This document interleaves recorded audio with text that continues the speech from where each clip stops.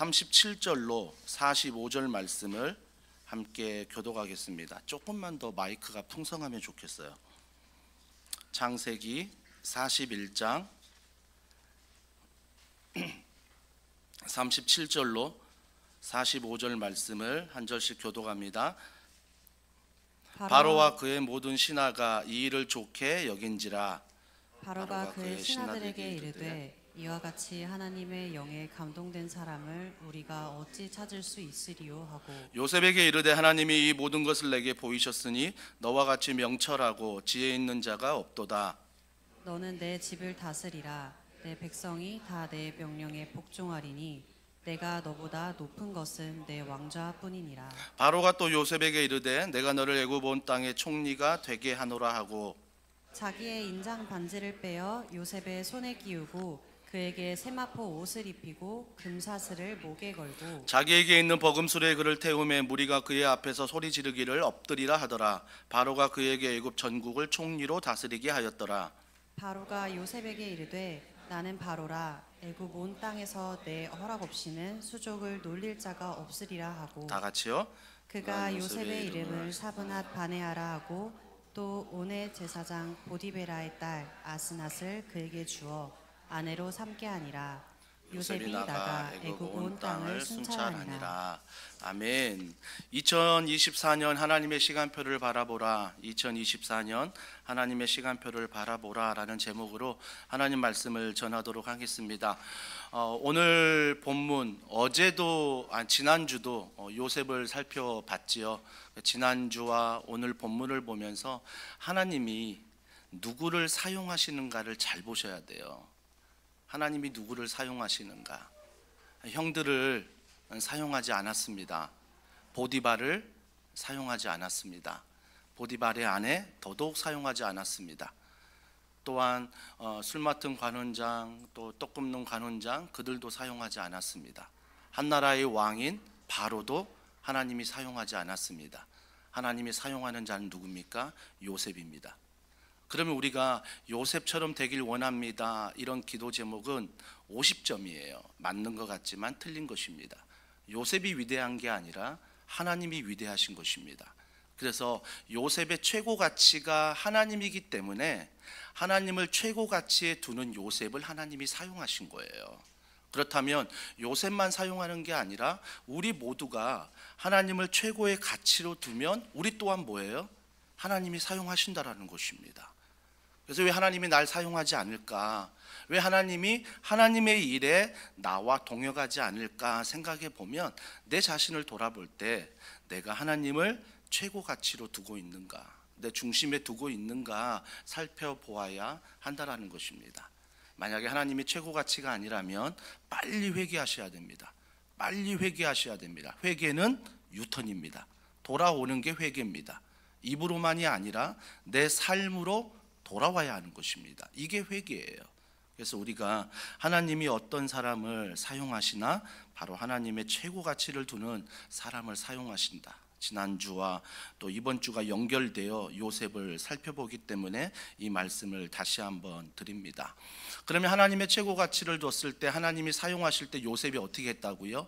요셉이 가는 곳마다 복을 흘려 보냈다라는 것입니다. 여러분, 저는 더원 사랑의 교회가 이런 교회 되기를 원합니다. 그래서 더원 사랑의 교회가 있음으로 말미암아 개인이, 가정이, 직장이, 또 여러분의 도시가, 이 나라가 복의 통로가 되어서 우리 교회가 늘 끊임없이 하나님이 일하시는 복을 나누는 그런 교회가 되어야 한다라는 것입니다. 왜냐하면 왜 우리가 축복의 통로가 돼야 하냐면 하나님이 함께 하시기 때문입니다. 다른 이유 없어요. 왜 우리 교회가 그 일을 해야 됩니까? 왜 우리 가정이, 내 개인이 그런 일을 해야 됩니까? 답을 찾는다면 하나뿐이 없어요. 하나님이 우리와 함께 하시기 때문입니다. 하나님이 우리의 답이라는 것입니다. 그렇기 때문에 하나님 때문에 우리는 복을 나누는 존재라는 것입니다. 우리 옆에 있는 분들과 인사하겠습니다. 나는 하나님 때문에 복을 나누는 존재입니다. 하나님 때문에 복을 나누는 존재입니다. 아멘. 또 마음 아픈 일 지난주에 살펴봤죠. 요셉이 그렇게 하나님 앞에서 최고로 살아가는데 가장 힘들 게 뭘까를 생각해 보면 최고의 가치를 둔 하나님 앞에 자신이 잊혀졌다라고 생각할 때가 너무나 힘든 겁니다. 형에게 팔려갈 때, 보디발의 아내의 누명을 씌울 때, 감옥에 갔을 때, 심지어 술 맡은 관원장이 분명히 나를 기억해 준다고 했는데 지난 2년 동안 술 맡은 관원장이 감옥에 나가서도 요셉을 불러주지 않았습니다. 2년이라고 말씀드렸죠. 그 2년이 어땠을까요? 아마 그 2년이 한 20년이 되지 않았을까요? 아니 분명히 날 불러준다 했는데, 내가 너 꿈까지 해몽해 줬는데 왜 나를 불러주지 않지? 아마 그 2년이 너무나 힘든 시간이었을 것입니다. 가족들이 면회를 왔겠습니까? 안 왔습니다. 혼자 외로운 시간 요셉은 2년 동안 지내야 했습니다. 그럴 때 우리가 반드시 기억해야 될 것은 하나님이 요셉을 기억하고 계신다라는 것입니다. 하나님이 요셉을 기억하고 계세요. 여러분, 우리가 술 맡은 관원장의 입장이 돼보자고요. 내가 감옥에 있을 때 꿈을 꿨어요. 그 꿈을 요셉이 해몽해 줬어요. 근데 그 꿈대로 내가 감옥에서 나갔어요. 와, 요셉 대단하다. 그때까지만 해도 요셉을 왕에게 이야기하려고 했을 거예요. 근데 막상 나가보니까 어때요? 왕 바로는요, 유대인에게 관심 없거든요. 왕 바로는 히브리인에게 관심 없거든요. 그러니까 술 맡은 관원장이 내가 괜히 바로 왕에게 요셉을 이야기해서 긁어 부스럼 만들 일이 없거든요. 왜? 바로는 요셉에게 하나도 관심이 없기 때문에. 그래서 뭐예요? 술 맡은 관원장이 긁어 부스럼 만들지 않기 위해서 시간이 2년이나 흘러버린 거예요. 2년이나 흘러버린 거라고요. 그래서 창세기 40장 23절은 이렇게 말합니다. 다 같이 읽습니다. 시작. 술 맡은 관원장이 요셉을 기억하지 못하고 그를 잊었더라. 하나님이 내가 최고의 가치를 두고 살아가는데 하나님이 나를 잊다니 라는 마음도 아프지만, 술 맡은 관원장이 분명히 나가면 나를 기억한다 했는데 그가 그를 잊어버렸어요. 잊어버렸다고요. 하나님은 참 요셉을 통해서 뭘 가르쳐 주냐면 너가 정말 의지할 대상이 누구인지를 가르쳐 주는 거예요. 여러분, 제가 사람을 의지하지 말라라고 하지 사람을 미워하라 말씀하지 않습니다. 어제도 우리 순장반 종강 모임 야유회 할 때 저희 교회에 지금 순장님으로 28분이 계십니다. 쉬는 순장님 포함하면 36명이 저희 교회 순장님이십니다. 그 순장님들이 저희 교회에 함께 하는데, 제가 돌아가면서 한 사람씩 2023년 감사의 은혜를 나누십시오라 할 때 제가 제일 먼저 나눈 것은 순장님이 계셔서 행복합니다. 순장님들이 계셔서 저에겐 큰 위로가 됩니다 라고 말씀을 드렸어요. 저는 사람을 사랑합니다. 사람을 좋아합니다. 그리고 사람에게 관심이 많습니다. 하지만 하나님이 그걸 통해 나에게 훈련시키는 건 뭐예요? 의지하지 마라. 의지하지 마라. 누구보다도 더, 하나님보다도 더. 하나님보다도 남편을 사랑하면, 하나님보다도 아내를 사랑하면, 하나님보다도 자녀를 사랑하면, 하나님보다도 교회를 사랑하면, 하나님보다도 직장을 사랑하면, 하나님보다도 내 자신을 사랑하면 하나님은 반드시 그 가운데 우리에게 이런 시간들을 허락하세요. 이런 시간들을 허락하세요. 그래서 요셉에게는 너무나 긴 시간이었지만 하나님은 뭐라고요? 요셉에게 훈련시키는 시간이에요. 하나님이 어떤 분인가? 하나님이 어떤 사람을 기뻐하는가? 하나님이 어떤 교회를 찾고 있는가? 하나님이 어떤 나라를 축복하기 위해 찾고 있는가? 이게 바로 우리의 훈련의 시간이라는 것입니다. 그러면서 그 훈련의 시간을 보내면서 그 시간 2년이 너무나 힘들었을 것입니다. 하지만 성경에 자세히 보면요, 요셉이 바로의 꿈을 해석하기 위해서 섰던 나이가 나옵니다. 그 나이가 몇 세입니까? 30세입니다. 30세예요. 정확히 30세가 되면 그 당시 문화에서 어떤 일을 맡길 수 있는 나이가 된 거예요. 그러니까 그가 2년 전에 만약 술 맡은 관원장이 그를 추대해서 요셉이란 사람이 이렇게 훌륭한 사람입니다, 왕이여 이 사람을 풀어주소서라고 말했다면 물론 왕이 무시했겠죠.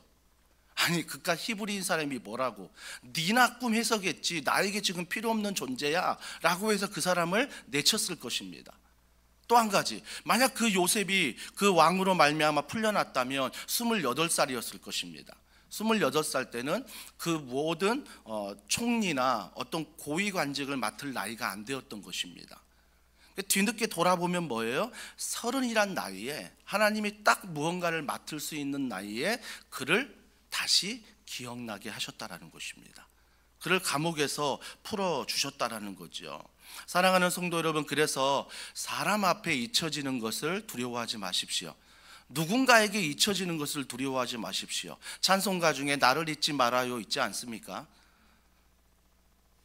아멘 하신 분들이 있을까 봐 걱정했는데 다행히 복음성가를 잘 알고 있는 것 같습니다.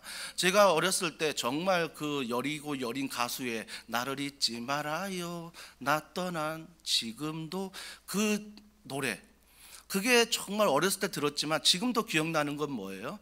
나는 누군가에게 잊혀지고 싶은 존재가 안 되고 싶은 거예요. 나는 누군가에게 꼭 기억이 남고 싶은 존재가 되고 싶은 거예요. 이게 인간의 마음이에요. 이게 인간의 마음이에요. 근데 하나님께는 잊혀져도 상관없는 거죠. 눈에 보이는 내가 소중히 여기는 그 사람에게만 내가 잊혀지지 않으면 되는 거예요. 잊혀지지 않으면 되는 거죠. 사랑하는 성도 여러분, 하나님은 그걸 훈련시키십니다. 내가 잊혀져도 된다라고 했을 때 상대방을 향한, 나를 향한 가치를 던져라, 이게 아니에요. 내가 그 사람에게 잊혀져도 된다라고 생각했을 때 하나님 때문에, 하나님 때문에, 하나님 때문에. 그러면 하나님이 그 사람에게 잊혀지는 게 아니라 딱 정확한 하나님의 시간표에 뭐예요? 그 사람을 기억나게 하십니다. 기억나게 하세요. 자, 창세기 41장 12절과 13절입니다. 같이 읽습니다. 시작.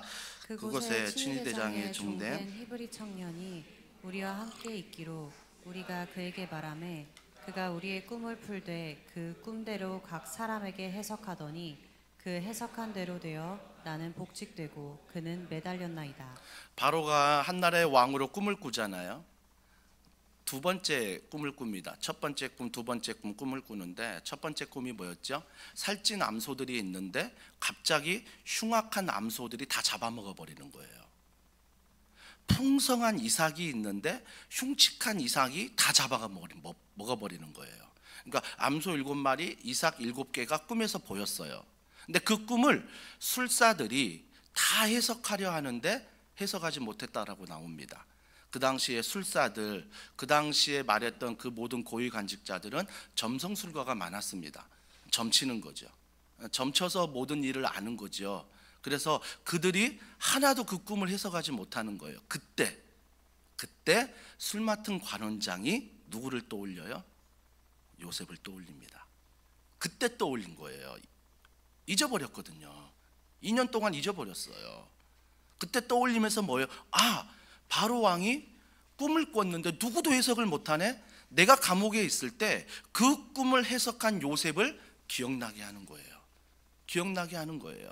그때 오늘 아까 읽었던 창세기 41장 12절과 13절을 그가 바로 왕에게 고백하는 거예요.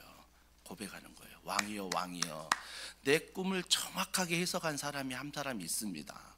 그 사람이 지금 감옥에 있는 요셉입니다 라고 지금 바로 왕에게 소개하는 거예요.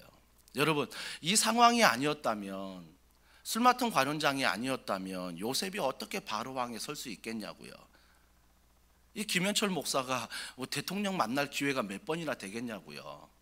이런 상황이, 이런 기회가 아니라면 그냥 우리가 곰곰이 한번 생각해 보자고요. 그러면 내가 대통령 만날 확률이 정말 0.0000 몇 프로라고 생각을 하는데, 근데 그가 대통령 앞에 서는 거예요. 누가 위대한 겁니까? 요셉이 위대한 거예요? 술 맡은 관원장이 위대한 거예요? 바로가 위대한 거예요? 여러분, 우리가 신앙생활할 때 세계관이라는 신앙이 있습니다. 이 세계관은 뭐냐면 나의 가치예요. 나의 생활의 모든 기준이 되는 거예요. 이 세계관이 있는데 어떤 사람들은 세계관이 자꾸 상대주의로 가요. 점점 더. 그래서 그 모든 상대주의의 절대 진리는 없고 내가 행복하면 되고 내가 기쁘면 되는 거죠. 그게 진리가 되는 거죠. 그러니까 절대 진리가 사라져 버린 거죠. 점점 상대주의로 가는 거예요. 그러니까 뭐가 약해져요? 주일 성수가 약해지는 거죠. 11조 드리는 것 용납 못하는 거예요. 내가 형편이 좋으면 드리고 형편이 안 좋으면 드리고. 그러니까 신앙생활이 상대주의로 가면 갈수록 어떻게 되는 거예요? 종교생활이 되는 거예요. 내 편한 대로 하는 거죠. 내 편한 대로. 그러니까 세계관이 점점 더 시대가 악해짐으로 상대주의로 가고 있는 거죠. 상대주의로 가고 있는 거예요. 그런데 우리 말씀 66권을 보면 우리는 절대 우리의 세계관은 오직 말씀입니다. 오직 성경인 거죠. 그래서 내가 말씀 안에서 어떻게 살아가야 될지, 말씀 안에서 어떤 관점을 가져야 될지를 내가 말씀 안에서 그 지혜를 얻는 거죠. 그래서 그 세계관을 가지고 이 성경적 세계관으로 우리는 이 땅을 바라볼 수 있고, 모든 정치인들을, 또 모든 경제와 사회와 문화와 스포츠와 모든 연애와 모든 세계 열방들을 바라볼 수 있어야 돼요. 그러니까 말씀의 관점과 이 세계관을 가지고 바라볼 수 있어야 된다는 것입니다. 그러면 그런 세계관으로 오늘 이 본문의 말씀을 봤을 때 결코 술 맡은 관원이 위대한 거 아니에요. 결코 요셉이 위대한 거 아니에요. 결코 바로가 위대한 게 아니에요. 누가 하신 겁니까? 하나님이 하신 거예요. 하나님이 요셉을 통해서 지난 2년 동안 훈련시키고 있고, 하나님이 술 맡은 관원이 잊었지만 다시 그 상황 가운데 생각나게 하시고 바로에게 그 꿈을 불어넣으신 분이 하나님이시라는 것입니다. 하나님 얼마나 바쁘세요? 하나님을 가치로 두고 사는 사람을 위해서 하나님이 이렇게 바쁘게 일하고 계신다라는 것입니다. 일하고 계신다라는 거죠. 심지어 꿈을 통해서도 말씀하십니다. 여러분, 오늘날 우리가 꾸는 꿈과 이 구약시대에 꾸는 꿈은 다릅니다. 구약시대에는 말씀이 없잖아요. 그렇기 때문에 하나님께서 유일하게 계시하는 모든 것들이 선지자를 통하여 나중에 말씀도 하시지만 꿈을 통해서 말씀하신 거죠. 꿈을 통해 말씀하세요.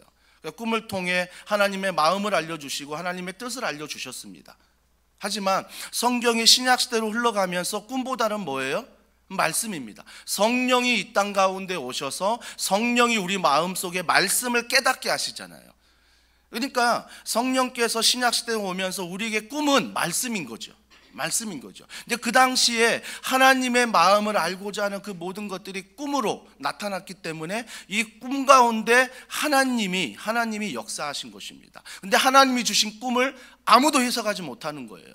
아무도 해석하지 못하는 거죠. 그때 요셉이 기억났고, 요셉이 바로왕 앞에 딱 몇 살에 섰더라? 30살에 섰더라라고 성경은 강조하고 있는 것입니다. 사랑하는 성도 여러분, 그래서 우리는 잊지 마셔야 됩니다. 하나님은 요셉을 기억하고 계십니다. 형들에게 팔렸을 때도, 보디발의 아내에게 유혹을 받아 억울하게 감옥에 가도, 그 감옥에서 술 맡은 관원 좀 의지해 보려 했는데 2년 동안 정말 20년과 같은 시간을 보냈을지라도 하나님은 그를 인도하신다라는 것입니다. 그러면서 더 중요한 게 뭐냐면, 그가 바로 앞에 서잖아요. 그 꿈을 해석하는데 요셉이 이렇게 말합니다. 창세기 41장 25절 28절 두 번이 반복되는데요, 다 같이 읽습니다. 시작. 하나님이 그가 하실 일을 바로에게 보이심이니이다. 야, 내가 요셉이라면 이런 기회 둘도 없잖아요. 이런 기회 둘도 없기 때문에 하나님을 먼저 이야기하기보다는 나의 요셉이 그 꿈을 해석해 보겠습니다. 뭔가 내가 좀 인정받으려고 하는, 내가 좀 이 기회를 뭔가 잡아보려는 마음이 있었을 것 같아요. 근데 요셉은요, 늘 하나님이 최고의 가치니까 억울한 누명을 써도, 감옥에 있어도 그가 왕 앞에서도 변함이 없어요. 그 최고 가치가 하나님이시기 때문에. 그래서 뭐라고 말했다고요? 하나님이 그가 하실 일을 바로에게 보이심이니이다. 한 번 더 말해요. 하나님이. 왜요? 바로는요, 요셉만 보거든요. 그럼 만약에 요셉이 이 선포가 없었다면, 만약에 이 꿈을 해석했을 바로는 누굴 위대하게 봤을까요? 요셉일 거예요. 근데 요셉은 하나님이 최고 가치이기 때문에 하나님이 늘 주어예요. 하나님이 주어예요. 여러분, 주어가 있는 인생을 사십시오. 주어가 날마다 바뀌시면 안 돼요. 오늘은 돈, 내일은 건강, 그 다음은 자녀. 그러니까 어때요? 내 신앙은 계속 흔들려요. 내 신앙은 계속 흔들려요. 그러니까 사탄이 너무 좋은 거예요. 너무 좋은 거죠. 이거 줘서 흔들고 저거 줘서 흔들고 계속 흔들어 보는 거죠. 흔들어 보는 거죠. 흔들어 보는 거죠. 그러니까 우리의 신앙이 흔들리지 않으려면 하나님이 주어가 돼야 돼요. 하나님이 주어. 하나님이 그가 하실 일을 바로에게 보이심이니이다 라고 말하는 거죠. 그때 이제 요셉이 꿈을 듣고 해석을 하죠.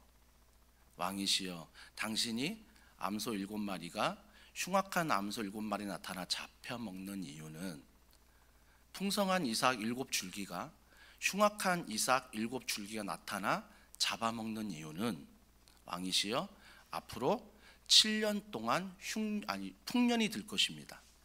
그리고 그 뒤에 7년 흉년이 올 것입니다. 그래서 왕이시여, 7년 흉년이 들 때 풍년이 들 때 7년 흉년을 대비하셔서 많은 양식을 준비해 놓으라고 말합니다. 준비해 놓으라고 말해요. 그때 창세기 41장 46절을 보십시오. 같이 읽습니다. 시작. 요셉이 애굽 왕 바로 앞에 설 때에 30세라. 그가 바로 앞을 떠나 애굽 온 땅을 순찰하니.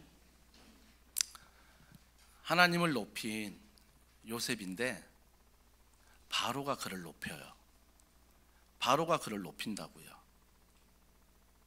30세라 그가 바로 앞을 떠나 애굽 온 땅을 순찰해라. 이제는 보디발의 집만 순찰하는 게 아니에요. 보디발의 집에서도 하나님의 가치였던 요셉이 이제는 뭐예요? 애굽 온 땅을 감찰하래요. 저는 이런 축복이 있길 원합니다. 여러분이 작은 것에 하나님의 가치를 두고 충성하면요, 하나님이 하나님의 방법으로 큰 것을 맡기세요. 내가 큰 것을 쫓아가면요, 그 큰 것에 가치를 두면 그 순간부터 계속 흔들리기 시작하는 거죠. 흔들리기 시작하는 거죠. 하지만 요셉은 늘 주어가 하나님이었고 하나님이 최고의 가치였어요. 가치였다고요. 그래서 애굽 온 땅을 순찰하라. 애굽 온 땅을 순찰하라. 여러분 말씀 읽었지만 그가 마차 타고 막 순찰하지 않습니까? 마차 타고 순찰할 때 어때요? 많은 사람들이 그 마차를 탈 사람은 바로의 2인자다라고 생각을 한 거예요. 그래서 다 땅에 엎드려요. 다 땅에 엎드린다고요. 요셉이 가는 곳마다 모든 백성들이 그 마차가 지나가는 곳에 다 땅에 엎드려요. 다 땅에 엎드려요. 한번 생각해 보자고요. 한 사람만 나에게 굽실대도요, 한 사람만 나에게 손을 좀 비벼도요, 막 세상을 다 가진 것 같아요. 나만 그러나요? 저는 그렇더라고요. 한 사람만 저에게 고개를 숙이고 한 사람만 막 나의 딸랑이가 돼서 막 이렇게 하면 막 난 세상을 다 가진 것 같아요. 그래서 어떻게 해요? 그 사람을 함부로 대하고 함부로 말하고 함부로 행동합니다. 우리 인간의 마음이잖아요. 당연히 그 사람은 내가 함부로 해도 될 사람이라고 생각하잖아요.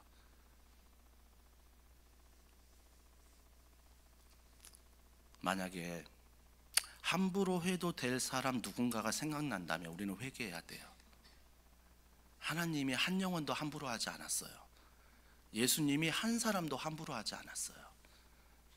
우리의 관점이, 우리의 마음이 언제부턴가 하나님이 아닌 내가 있는 지위, 내가 갖고 있는 실력, 또 내가 자랑할 수 있는 나이, 내가 경험한 이 경험, 이런 걸 가지고 자꾸 나는 뭐라고 생각하냐면 나는 갑이고 너는 을이야 라고 생각하는 그 관점, 이건 정말 바뀌셔야 돼요. 이거 바뀌지 않으면 나중에 바로의 마차 탔을 때 그게 끝이에요. 너 한번 마차 탔니? 그래, 끝. 여러분, 이런 하나님의 사람 되고 싶으세요? 하나님 사역하면서 마차 한번 타고 인생 끝나고 싶으세요? 저는 마차를 안 타더라도 늘 하나님 앞에서 마음 합한 사람으로 하나님을 주어 삼아 살아가고 싶은 목회자예요. 우리가 평생 마차가 타면 뭐 좋겠지요, 편하겠지요. 제가 신방 다닐 때 좋은 차 타면 편하더라고요. 옵션 많이 들어가 있고 승차감 좋고 너무 좋더라고요. 교회 스타렉스 타면요 불편하더라고요. 쿠션 하나도 없고요. 막 운전하면 막 너무 막 힘들어요. 막 멀미날 정도로 뒤에 앉으면. 하지만 언제부턴가 우리가 자꾸 하나님이 주어가 아닌 다른 주어에 길들이기 시작하면 언제부턴가 하나님이 나의 을이 돼요. 하나님 가만히 계세요. 내가 운전할게요. 하나님 가만히 계세요. 내가 2024년 이렇게 계획했으니 하나님은 가만히 계세요. 언제 하나님의 카드를 씁니까? 어려워질 때, 힘들어질 때. 하나님 도와주세요. 빨리 하나님 지금 빨리 도와주셔야 돼요. 우리의 신앙생활이 언제부턴가 이런 모습으로 점점 바뀌게 되는 거예요. 그런데 이 요셉의 정말 하나님에 대한 가치는 감옥에 있을 때, 형들에게 팔릴 때, 모함받을 때뿐만 아니라 그 꿈을 해석할 때도 나왔었고요. 마차를 타고 많은 백성들이 엎드렸는데 그 뒤에도 여전히 요셉의 가치는 하나님이었어요. 뭘 통해 알 수 있냐면 그가 하나님을 높이는데, 자 51절에 나옵니다. 자 51절 오늘 본문 다 같이 읽어보겠습니다. 시작. 요셉이 그의 장남의 이름을 므낫세라 하였으니 하나님이 내게 내 모든 고난과 내 아버지의 온 집일을 잊어버리게 하셨다 하미요. 자, 첫째 아들의 이름을 뭐라고 했다고요? 므낫세다. 므낫세. 여러분, 므낫세 뜻이 뭐라고요? 51절에 보니까 하나님이 내게 내 모든 고난과 내 아버지의 온 집일을 잊어버리게 하셨다 하미요. 여러분, 문장을 보고 해석할 때는 아마 이렇게 해석할 수 있을 거예요. 요셉이 형들에게 받았던 상처, 보디발의 아내에게 받았던 상처, 감옥에서 술 맡은 관원장이 나를 잃어버린 2년 동안의 상처, 이 상처가 치유되었구나.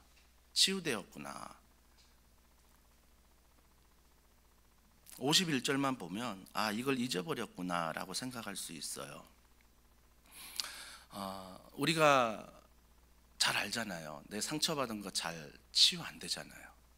10년 전에, 20년 전에, 30년 전에, 40년 전에 정말 내가 뼈저리게 느낀 상처가 있다면 절대 나는 잊어버리지 않습니다. 갖고 있다고요. 하나님이 주어지만 여전히 갖고 있는 성도들이 많이 계세요. 그래서 그 상황이 되면 트라우마가 나타나고 그 환경이 되면 트라우마가 또 나타나기 시작하는 거죠. 왜요? 그 상처 때문이에요. 그런데 오늘 요셉이 첫째 아들을 므낫세라고 말하면서 그가 겪었던 모든 상처들이 뭐예요? 잊어버렸대요. 므낫세가 잊어버렸다는 뜻이거든요. 근데 잊어버렸다는 건 뭐예요? 내가 치유되었다는 거예요. 여러분, 내가 잊었어 한들 여러분 해보셨잖아요. 내가 주님 앞에 정말 큰 죄를 범했는데 회개 기도했어요. 주님 용서해 주세요. 다시는 안 그럴게요 하고 기도했는데 그 다음날 또 눈을 감았는데 뭐가 생각나요? 어제 했던 회개의 기도가 생각나요. 또 나는 반복하고 있어요. 그죠? 그러니까 내가 그 죄만 묵상하고 나만 묵상하면 언젠지 그 죄에서 뭐예요? 나는 치유되지 않은 거예요. 근데 그 안에서 하나님이 나를 사랑하시고 하나님이 사랑하셔서 예수 그리스도 이 땅에 보내주셔서 내가 해결할 수 없는 그 원죄와 본죄의 모든 것들을 주님이 십자가를 통해 해결하셨다. 믿음으로 말미암아 나는 구원받았다. 성령으로 말미암아 나는 오늘도 충만하게 살아갈 수 있다. 이 믿음이 들어오면 회개했을 때 뭐예요? 그 모든 것들이 치유가 돼요. 그리고 회복이 돼요. 그래서 정말 하나님이 치유하지 못할 상처는 없어요. 그래서 어떤 목사님이, 인천에 계신 목사님이었는데 지금은 돌아가셨지만 그 목사님이 그랬잖아요. 상처는 별이 된다. 저는 이 말씀이 너무 마음에 위로가 되는 거죠. 상처는 내 아픔이라고만 생각했는데, 상처는 나만 갖고 있는 슬픔이라고 생각했는데, 하나님 안에서 상처는 별이 될 수 있대요. 별이 될 수 있대요. 별이 될 수 있대요. 그래서 요셉이 므낫세라는 형의 이름을 지으면서 하나님이 자기 과거를 잊게 하셨다라는 것입니다. 상처를 치유하신 거예요.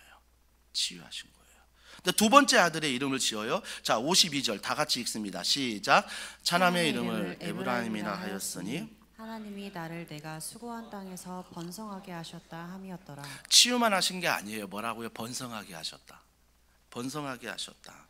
여러분, 이 번성이 원어에 보면 2배예요. 2배. 하나님이 나를 치유하실 뿐만 아니라 번성하게 하셨다. 2배의 놀라운 축복을 하나님이 나에게 허락하셨다라는 것입니다.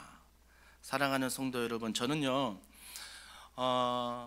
정말 하나님 앞에서 인생의 주어로 살아갈 때, 마차를 타면서 모든 사람들이 엎드려 절할 때에도 그 신앙의 가치가, 주어가 하나님 변하지 않기를 주님의 이름으로 축복합니다.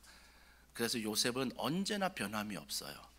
하나님이 나의 모든 상처를 치유하셨다. 하나님이 나에게 2배의 넘치는 축복을 주셨다. 축복을 주셨다. 언제나 하나님이 그의 인생의 주어라는 것입니다. 그렇다면 우리가 여기에서 몇 가지 깨닫는 게 있어요. 오늘 성찬식을 하는데요, 요셉을 통해서 예수님이 보인다는 것입니다. 요셉이 감옥에서 2 죄수 사이에 있었잖아요. 예수님이 십자가에서 2 죄수 사이에 계셨어요. 또 한 가지는 그 죄수 한 사람에겐 축복하셨고 한 사람에겐 저주하셨어요. 요셉도 그랬지만 예수님도 그러셨어요. 구원을 받고자 하는 자는 그 즉시 구원을 받은 거예요. 구원을 받은 것. 그리고 또 한 가지, 요셉을 통해 예수님을 보는 건 낮아졌다가 높아지는 거예요. 요셉이 낮아졌다가 높아지잖아요. 예수님이 성육신하여 이 땅에 오셔서 낮아지심으로 오셨습니다. 십자가에 죽으셨습니다. 철저히 낮아지신 거죠. 그런데 빌립보서 말씀을 보십시오. 그 예수님을 내가 열방 가운데 세우십니다. 만국에 세우십니다. 낮아졌다가 높임을 받는 그 예수님. 마지막으로 형제들에게 거절당한 요셉이에요. 형제들에게 거절당했지만 그가 국무총리가 됐을 때 어떻게 했어요? 모든 이방인들을 다 구원했어요. 그 흉년의 때 풍년에 있던 양식을 나누면서 그 모든 양식으로 구원했다고요. 예수님도 그러셨습니다. 예수님이 정말 믿는 모든 자들을 구원하시기 위해 이 땅에 오신 것입니다. 우린 요셉을 통해서 예수님을 바라보는 거예요. 예수님을 바라보는 것. 그래서 요셉이 위대한 게 아니라 예수님이 위대하신 거예요. 하나님이 위대하신 거죠. 그렇다면 몇 가지 적용할 필요가 있습니다. 첫 번째는 하나님을 바라보는 훈련을 좀 하셔야 됩니다. 다락방 방학이니까, 12월 연말 모임 많으니까 흥청, 망청, 그냥 세상으로만 바쁜 스케줄 따라서 가지 마시고요. 물론 꼭 참석해야 될 자리는 하시되 그 시간에 쫓겨 가서 12월 달을 보내지 마시고 어떤 자리에 있던 하나님을 바라보는 훈련을 하셔야 돼요. 내가 교회에 있든, 내가 직장에 있든, 내가 가정에 있든 하나님이 나의 최고의 가치가 되고 하나님이 내 인생의 주어가 되는 그런 훈련들을 하셔야 돼요. 근데 그 훈련이 내 힘으로 되냐고요? 내가 결단해서 되던가요? 내가 결단해서 될 일 같았으면 예수님이 십자가 안 지세요. 내가 할 수 있는 일이라면 예수님이 결코 십자가 질 필요 없었어요. 아직 우리가 죄인 되었을 때 못하는 걸 알고 십자가를 지셨어요. 그래서 순간순간 우리는 하나님 말씀을 펴야 되는 거죠. 그래서 공예배에 목숨을 걸어야 되는 거예요. 특히 더 주중에 말씀 안 보시는 분들, 공예배 때라도 말씀 보셔야 돼요. 들으셔야 돼요. 정말 주중에라도 말씀을 펴서 큐티를 하고 그 말씀 안에서 내가 하루를 시작하고 하루를 마감할 수 있어야 돼요. 이게 훈련이 돼야 돼요. 훈련이. 그리고 기도, 말씀만 보지 말고 하나님 앞에 기도하는 훈련. 하나님 앞에 기도하는 훈련. 제가 오래전 수요일날 설교했잖아요. 한나가 기도할 때 한나가 진짜 응답받은 건 아들이 아니에요. 그건 눈에 보이는 응답이에요. 진짜 응답받은 건 한나가 정말 간절히 기도했을 때 하나님의 마음을 알아버렸다는 거예요. 하나님의 마음을 알아버렸어요. 기도는요, 하나님의 마음을 아는 거예요. 기도는 하나님의 뜻을 아는 거예요. 뜻을 아는 것. 그래서 이런 훈련들이 반드시 우리 가운데 필요해요. 우리 가운데. 시간이 없으니 말씀은 넘어가고요. 두 번째 보면 때가 되면 높이신다는 거죠. 때가 되면 높이신다. 여러분, 우리는 세상적으로 이런 걸 어떻게 말하면 우연이라고 말해요. 때가 되면 높이신다. 야, 우연히 너가 열심히 했으니까 그렇게 된 것이지 라고 얘기할 수 있습니다. 물론 그렇게 말할 세상은 말할 수 있어요. 우연이라고 말할 수 있고 너가 열심히 했으니 됐다라고 말할 수 있어요. 근데 우리 경험해 봤잖아요. 언제까지 이 우연이 잘 맞던가요? 언제까지 내가 열심히 해서 잘 되던가요? 어떨 때는 우연이 정말 싫은 거예요. 어떨 때는 내가 최선을 다했는데 너무나 싫은 거예요. 하나님을 의지하는 게 무엇입니까? 하나님을 의지한다는 것은 여러분이 말하고 있는 이 우연 같은 일에 하나님이 우연을 자주 만들어 주신다는 거예요. 이게 우연이 내 자신의 능력이 아니라 우연히 그냥 어쩌다 한번 걸린 게 아니라 우연히 하나님의 뜻이라는 거예요. 하나님의 애정이고 하나님의 만남이라는 거예요. 저는 종종 기도 제목을 듣습니다. 어느 한 아이가 오늘 축구를 한대요. 기도합니다. 하나님 오늘 비 안 오게 해주세요. 막 간절하게 기도합니다. 축구에 목숨 건 아니거든요. 하나님 오늘 비 안 오게 해주세요. 오늘 시합이 있습니다. 그런데 뉴스를 봅니다. 하나님 너무나 가물어서 농사가 안 됩니다. 하나님 비를 주시옵소서. 하나님 비를 주시옵소서. 여러분이 하나님이라면 누구의 기도를 들으셔야 됩니까? 둘 다 간절한 기도 아닙니까? 둘 다 간절한 기도. 내가 하나님이라면 어떤 기도에 응답하셔야 됩니까? 정말 하나님이 우리에게 주시고자 하는 때가 되면 높이리라, 그리고 하나님이 우리에게 바라보는 훈련을 시키는 어떤 기도에 응답해야 첫 번째, 두 번째가 우리 안에서 2024년 하나님의 시간표대로 살 수 있습니까? 어떤 기도입니까? 여러분, 정말 우리가 하나님을 주어로 삼고 내 인생의 최고의 가치가 하나님이라면 비가 오든 비가 오지 않든 상관이 없는 거예요. 하나님이 나의 최고의 가치이기 때문에, 하나님이 내 마음의 주어이기 때문에 비가 안 오면 안 오는 대로 그 안에서 믿음의 주를 바라보고 부활의 소망을 가지고 인내하며 살아가는 거죠. 비가 오면 하나님 앞에 감사함을 가지고 그 주어가 내가 기도해서가 아니라 하나님이 내 기도 가운데 응답하셨다는 그 주어를 가지고 그렇게 살아가면 되는 거예요. 그래서 하나님이 내 인생 가운데 어느 기도에 응답해야 될까, 하나님이 되실까가 아니라 그리 아니하실지라도 그리할지라도 내 인생의 가치는 하나님이요 내 마음의 중심의 주어는 하나님이시다.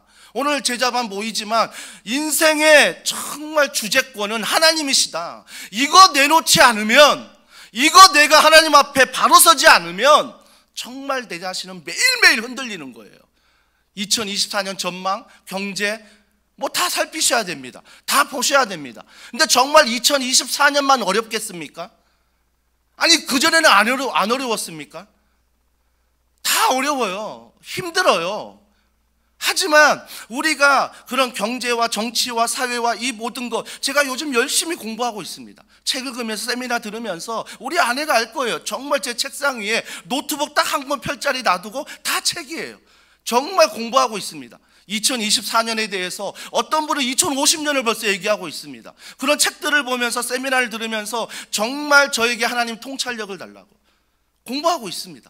하지만 여전히 변하지 않는 그 사람들의 진리는 뭐냐면 다 어렵다는 거예요. 어려워질 거라는 거죠. 그러면 내가 그 안에서 낙심하지 않는 이유는 무엇입니까? 하나님은 선하시다.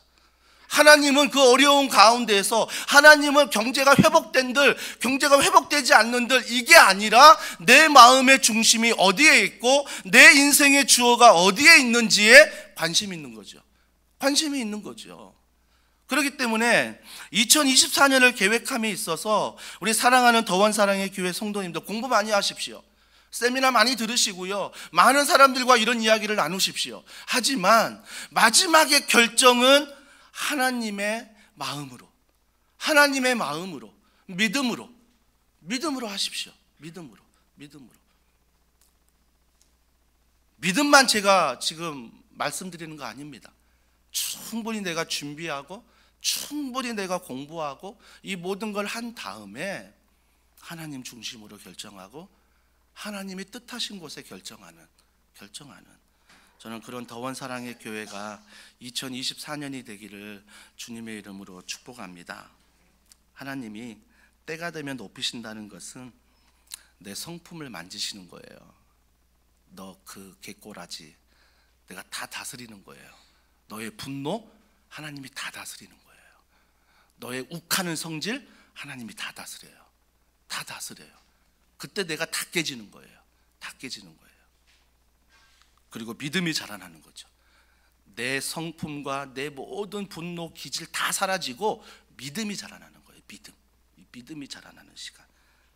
기억하십시오. 하나님은 결코 나를 잊지 않으십니다. 이 믿음 안에서 2024년 걸어가는 우리 모두가 되길 주님의 이름으로 축복합니다. 오늘 이 찬양 우리 같이 하고 싶은데요, 우리 그 사랑이라는 찬양입니다. 그러면서 성찬식을 함께 준비하도록 하겠습니다.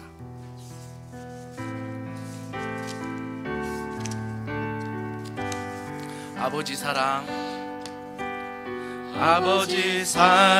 내가 노래해. 아버지 은혜 내가 노래해. 그 사랑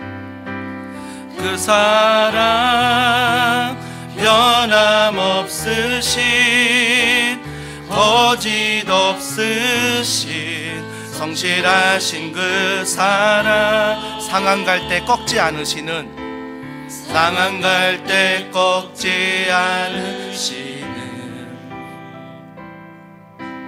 꺼져가는 등불 끄지 않는 그 사랑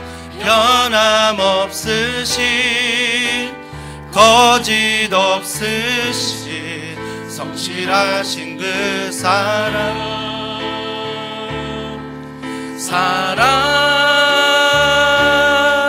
그 사랑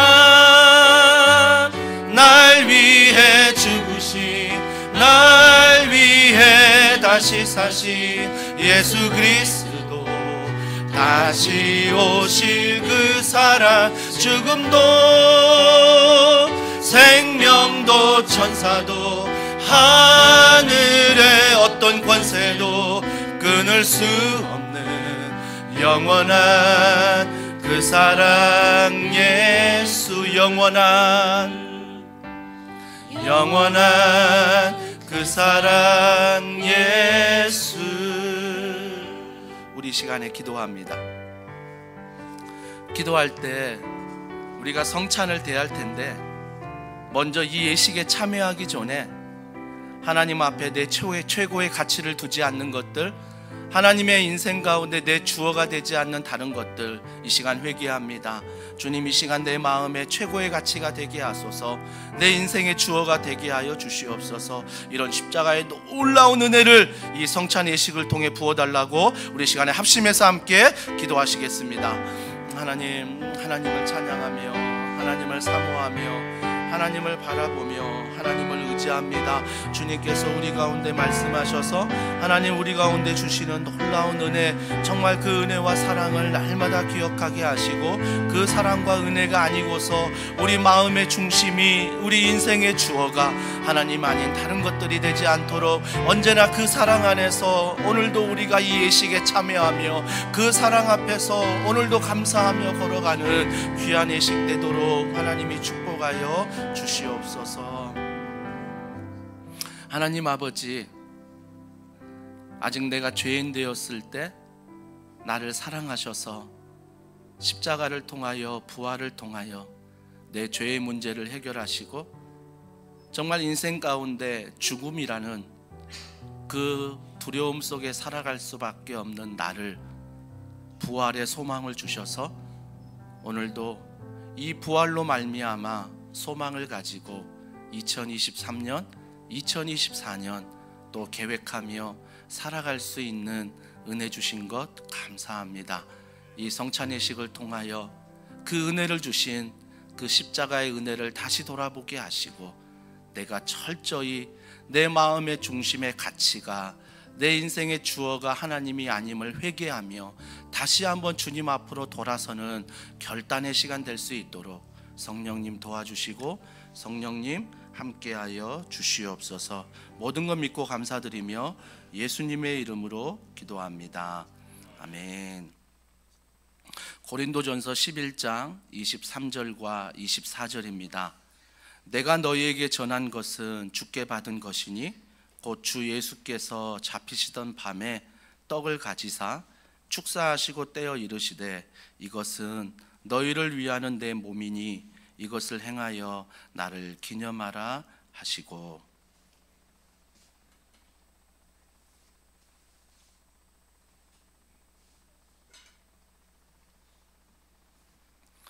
예수님은 마지막 유월절 만찬 석상에서 떡을 드시고는 떼어서 제자들에게 주시면서 이것은 너희를 향한 내 몸이니 이것을 행하여 나를 기념하라 하셨습니다.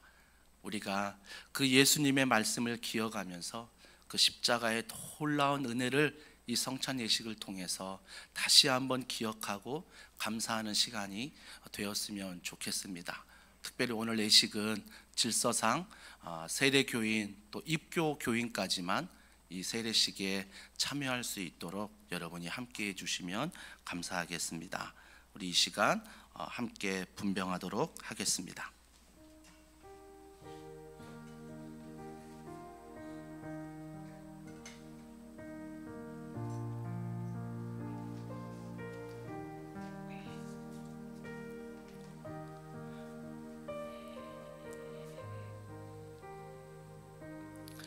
예수께서 이르시되 내가 진실로 진실로 너희에게 이르노니 인자의 살을 먹지 아니하고 인자의 피를 마시지 아니하면 너희 속에 생명이 없느니라. 내 살을 먹고 내 피를 마시는 자는 영생을 가졌고 마지막 날에 내가 그를 다시 살리리니 내 살은 참된 양식이요 내 피는 참된 음료로다. 내 살을 먹고 내 피를 마시는 자는 내 안에 거하고 나도 그의 안에 거하나니 살아계신 아버지께서 나를 보내심에 내가 아버지께로 말미암아 사는 것 같이 나를 먹는 그 사람도 나로 말미암아 살리라. 이것은 하늘에서 내려온 떡이니 조상들이 먹고도 죽은 그것과 같지 아니하여 이 떡을 먹는 자는 영원히 살리라. 아멘. 그는 실로 우리의 질고를 지고 우리의 슬픔을 당하였거늘 우리는 생각하기를 그는 징벌을 받아 하나님께 맞으며 고난을 당한다 하였노라. 그가 찔림은 우리의 허물 때문이요 그가 상함은 우리의 죄악 때문이라. 그가 징계를 받음으로 우리는 평화를 누리고 그가 채찍에 맞음으로 우리는 나음을 받았도다. 우리는 다 양 같아서 그릇 행하여 각기 제 길로 갔거늘 여호와께서는 우리의 모든 죄악을 그에게 담당시키셨도다. 아멘.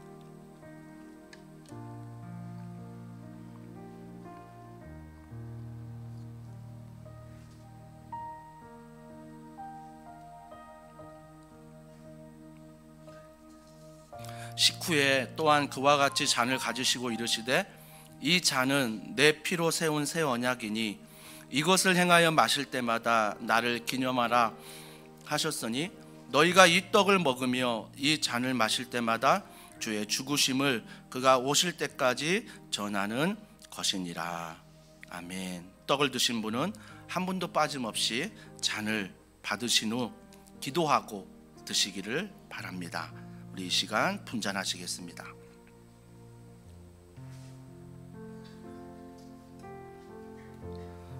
우리 찬송가 주 달려 죽은 십자가 함께 찬양합니다.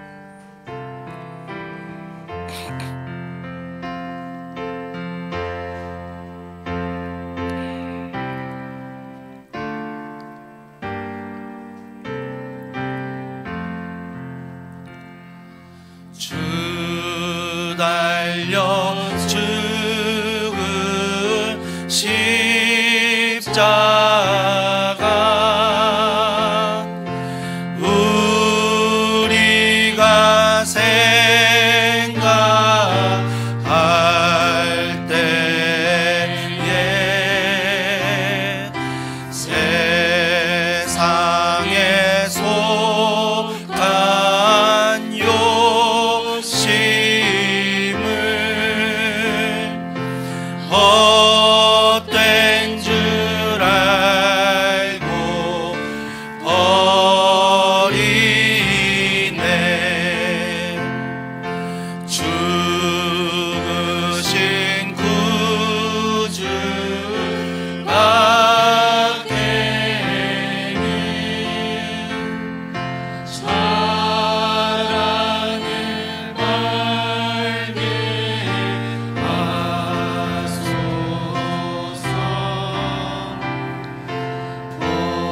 보혈의 공로 힘입어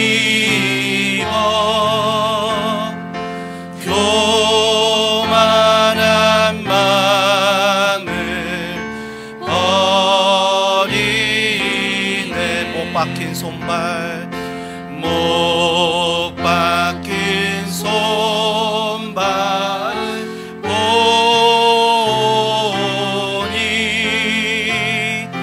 큰 잠이 나타내셨네.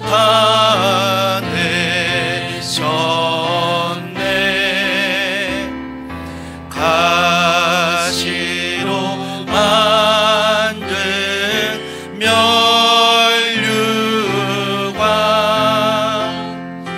우리를 위해 쓰셨네. 온 세상 만물 가져도 주 은혜 못 닦았겠네.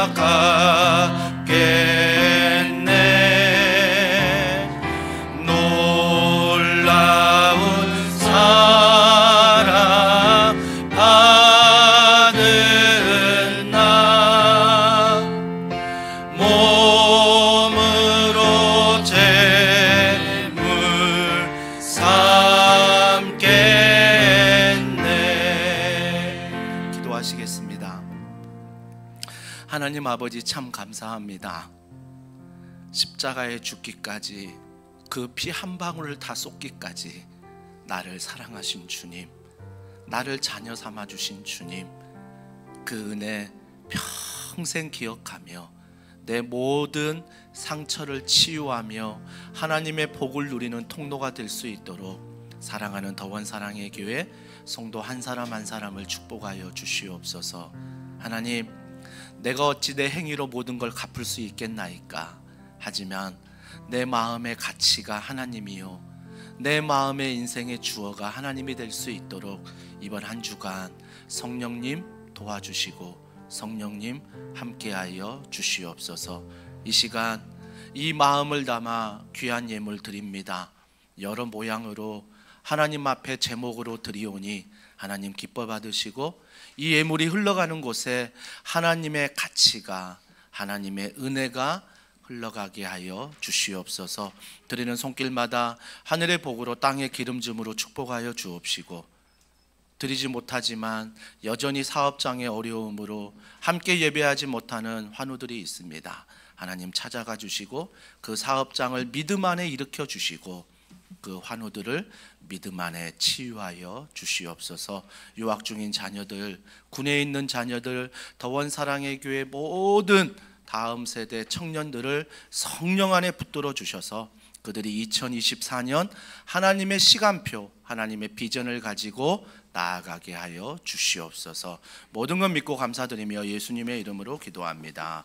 아멘.